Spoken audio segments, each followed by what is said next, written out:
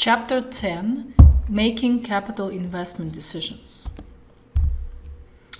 In the previous chapter, which was chapter 9 in this class, we looked at four very different ways to figure out if an investment opportunity is worth it or not worth it. We looked at the net present value technique, the profitability index technique, the payback period technique, and the internal rate of return technique. And from those four methods, we saw how they all have some advantages and disadvantages. But the net present value approach was by far, the most accurate one in identifying if a project should be accepted or rejected. And so what we are going to be doing in this chapter is focusing more on the net present value approach to evaluating an investment.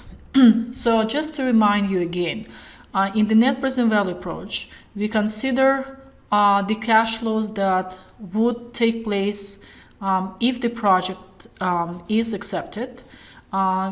Right away, we would need to spend a lot of money. That's a typical investment project.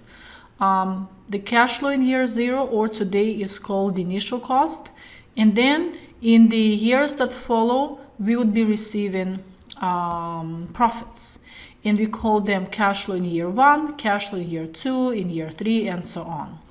So until now, all these numbers, all these future cash flows, as well as the initial cost, have been given to us, right?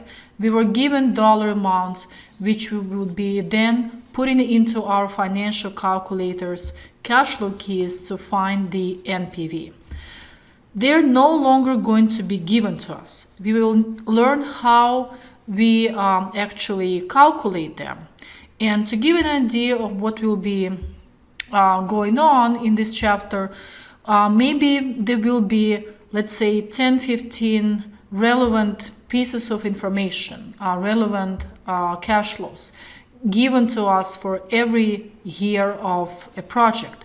And we would need to know which formula to use in order to put them together correctly to give us that one final cash flow for each year, which sort of summarizes all the available information that's given to us for that year.